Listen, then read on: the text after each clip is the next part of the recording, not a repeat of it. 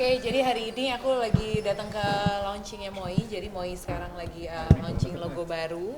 Terus aku sama Kama khusus pulang ke Jakarta buat acara ini. Jadi ya happy sih, tadi malam kita naik kereta ninggalin anak-anak yang lain gitu, karena aku juga sebagai salah satu customernya Moi yang udah setia, senang aja ngelihat Moi itu udah makin berkembang dengan baik. Makanya nge-support acara ini, lagi liburan di Jogja yang udah 3 minggu, aku bela-belain pulang, baru tidur 2 jam, tapi ya senang aja bisa kumpul di sini.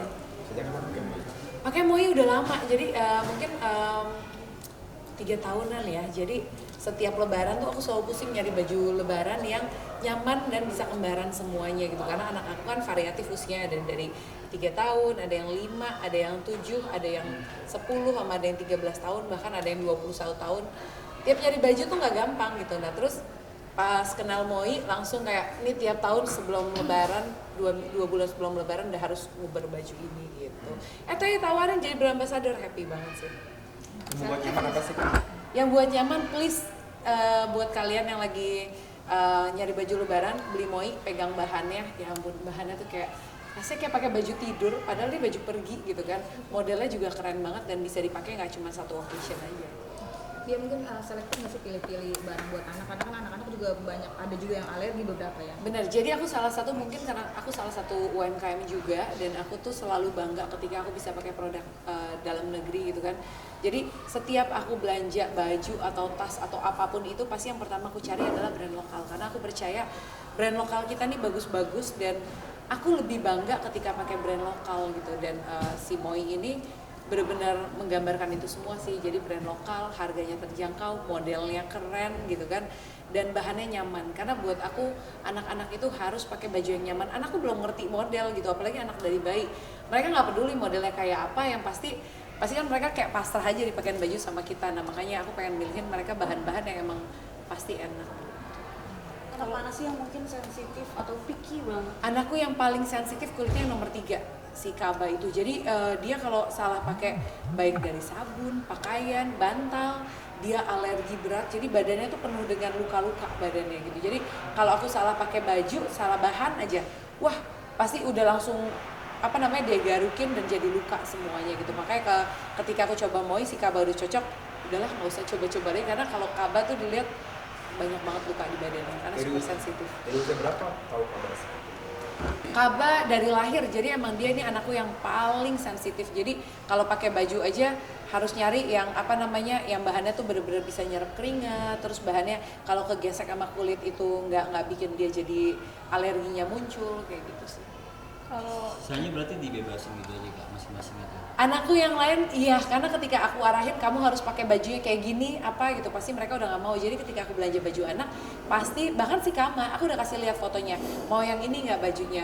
Kadang-kadang sih tetap ya aku beliin baju yang kembar, atasannya kayak apa, ntar bawahannya atau enggak mereka bisa mix and match sama luarannya masing-masing gitu. Jadi emang aku membebaskan anak-anak aku untuk berekspresi, menunjukkan karakternya dengan fashionnya mereka. Tapi tetap aku pilihin dulu nih awalnya, nanti di rumah mereka milih sendiri.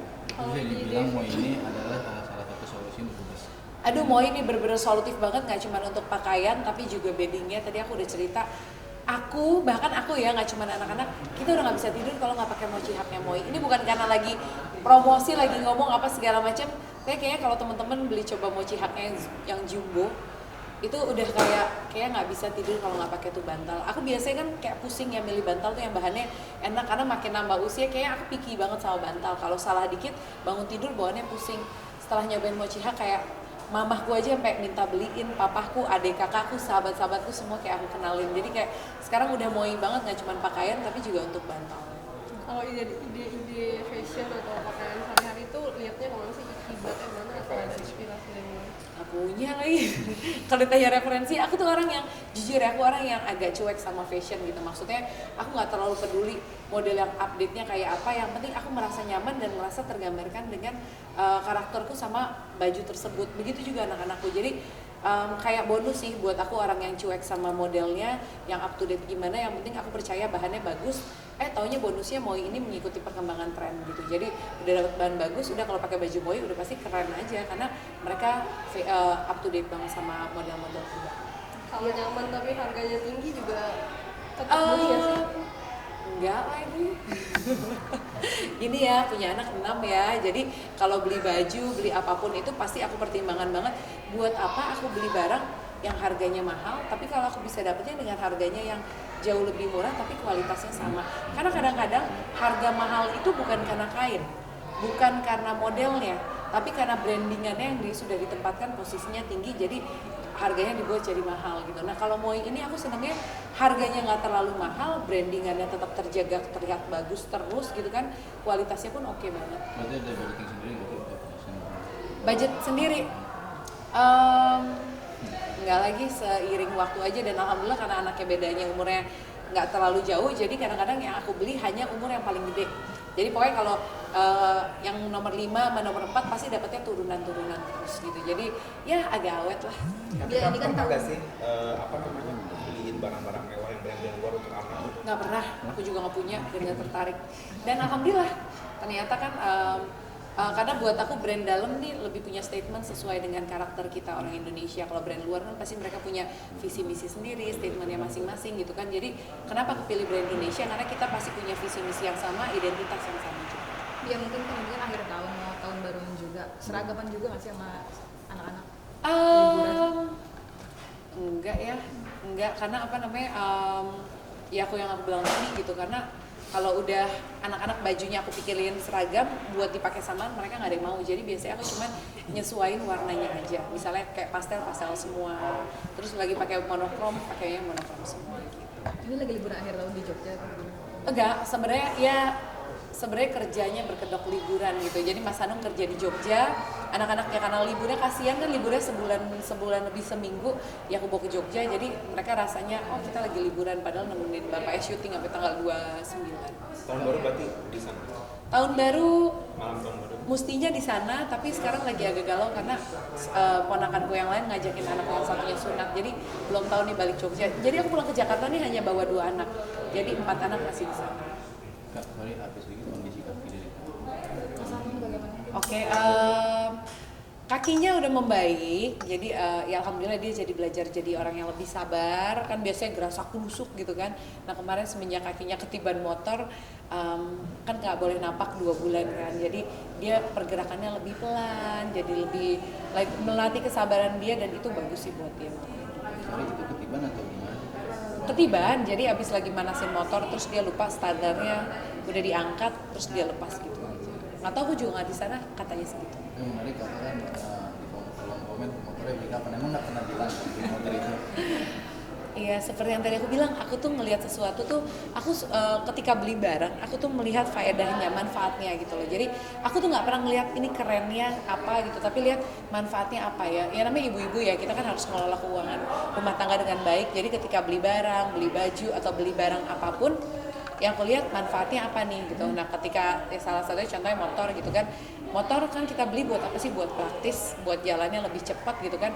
Tapi ketika motornya besar, terus sebesar mobil, tetap kena macet gitu kan, faedahnya apa? Udah gitu suaranya berisik, mengganggu. Dan di Indonesia kan buat jalan cepat kan, kalau motor besar tuh nggak bisa kecepatan pelan kan, harus ngebut. Mau di mana gitu, nggak ada faedahnya, harganya mahal juga gitu. Makanya terus dia kayaknya belinya udah lama, tapi dia selalu taruhnya di studionya dia. Jadi kalau aku ke Jogjanya, dia ke Jogja sendiri, dia taruh rumah, pas aku mau ke Jogja dia balikin umpetin studio gitu. Jadi aku juga belum lihat sampai sekarang. Makanya aku nyampe, mana motornya? Enggak, udah balik ke studio. Dirawat berapa lama? Di rumah sakit 4 hari kayaknya ya. Sejauh ini udah normal mungkin aktivitasnya Kak? Apa? Sejauh ini udah normal aktivitasnya? Belum dong, karena belum bisa napak. Jalani fisioterapi juga tuh. Fisioterapi, makanya nih besok dia juga ada premier filmnya, kita lihatnya dia jadinya pakai kursi roda atau coba jalan. Kak, ini kan si yang perempuan besar nih, gimana nih? Boleh ngomong apa coba? Abi gimana kakinya? Gimana? Abi kakaknya sakit kena motor ketiban. Motornya gede atau kecil? Gede. Udah lihat kan sama motornya? Ya, B, Kasihan nggak sama Abi? Gento. Oke. Dah? Gento. Kak, anak yang besar kan katanya gimana? Kak? Ini kadang Iya, yang jelas emang jadi orang tua punya 6 anak itu bukan hal yang mudah untuk bagi waktu. Kadang kan kita bagi waktu buat suami, buat diri sendiri gitu kan. Buat 1 anak, 2 anak juga itu kan udah ngabisin energi gitu kan. Ya, tapi buat aku ini adalah salah satu perjuangan jadi seorang ibu, gimana bisa bagi waktu buat anak, buat suami, buat keluarga semuanya, sehingga waktu buat diri sendiri jadi agak sedikit berkurang gitu. Tapi buat aku proses ini nggak akan berjalan lama sih, karena anak biasanya kalau udah di atas umur 17 tahun pasti udah punya dunianya sendiri gitu. Jadi emang sekarang pasti akan lebih capek, lebih lelah ya. Kayak hari ini aku bela-belain ke Jakartanya malam supaya siang sorenya masih ada waktu sama anak lain, karena cuman mau bertigaan di sini. Jadi yang 4 yang lain kemarin aku maksimalin dulu. Berarti langsung pulang ke Jogja nih hari ini. Ke Jogja lusa insya Allah. Ayo ketemu. Ayo. Terima kasih. Dadah. Ini share lagi ya.